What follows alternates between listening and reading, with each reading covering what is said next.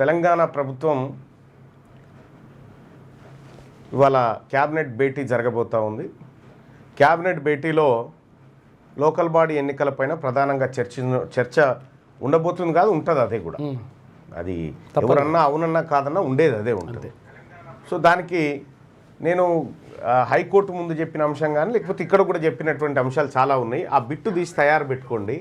ఏమనంటే మేము రిజర్వేషన్ల కోసం శక్తి వంచన లేకుండా కృషి చేసినాం, సుప్రీంకోర్టు దాకా పోయినాం, హైకోర్టులో పేగులు దిగేటట్టు కొట్లాడినాం, అయినా కూడా బీసీ రిజర్వేషన్లు సాధించలేకపోయినాం. సాధించలేదని అధైర్యపడకుండా బీసీలను ముందుకు తీసుకురావడం కోసం పార్టీ పరంగా 42% టికెట్లు ఇస్తామనే దుకాణం ఇవాళ సాయంత్రం అన్న రేపన్నా తెరుస్తాడు. ఇది తెరిచే దుకాణం ఇదే.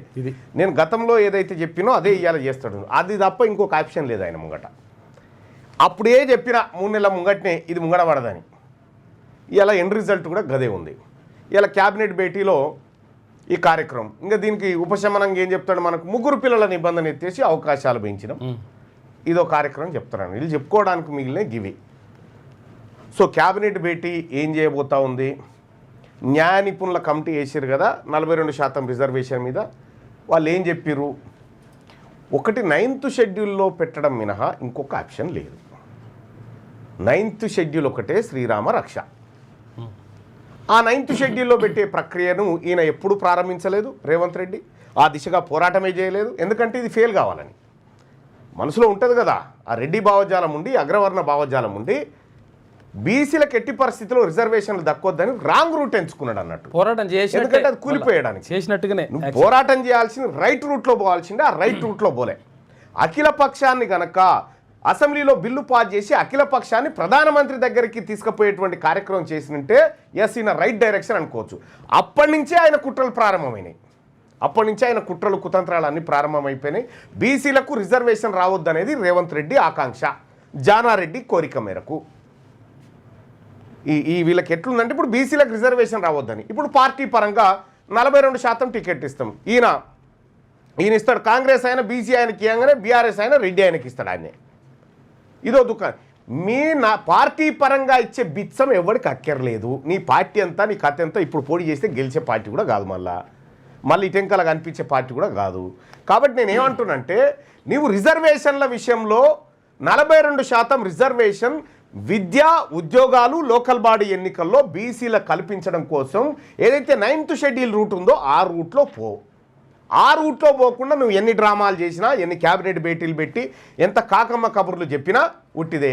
ఇక ఇవాళ క్యాబినెట్ సమావేశం అయితే ప్రెస్కు బ్రీఫ్ చేస్తాడు కదా.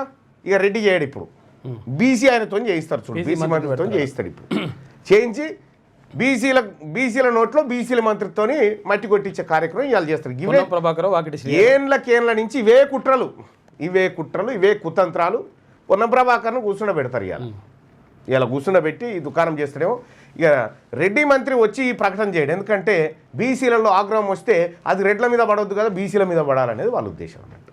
సరే చూస్తాం ఈ తమాషా అంతా. ఇలా క్యాబినెట్ సమావేశం తర్వాత నీ లోకల్ బాడీ ఎన్నికలేంది, నీ కథ ఏంది, నీ లెక్కేంది, ఓన్లీ లోకల్ బాడీ అయినా మరి మిగతా విద్యా ఉద్యోగాల సంగతి ఏందనేది కూడా తేలాల్సినటువంటి అవసరం ఉంది. తెలంగాణ మళ్ళొక్కసారి బగ్గున మండి అందులో ఆ మంటల్లో మీ ప్రభుత్వం కాలిపోడు గ్యారంటీ. ఇది తప్పదు. ఇది ఇవాళ క్యాబినెట్కి సంబంధించి. సో ఇప్పుడు నేను చెప్పిన మాటలు గుర్తుపెట్టుకోరి. సాయంత్రం వీలైతే మళ్ళొకసారి నాయి ప్రభుత్వాన్ని 2 పక్కన పెట్టుకొని చూసుకోరు.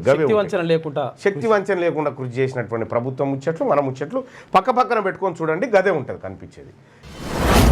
మీ వ్యాపారం అభివృద్ధి కావాలని కోరుకుంటున్నారా? అయితే వెంటనే క్యూనస్ని సంప్రదించండి.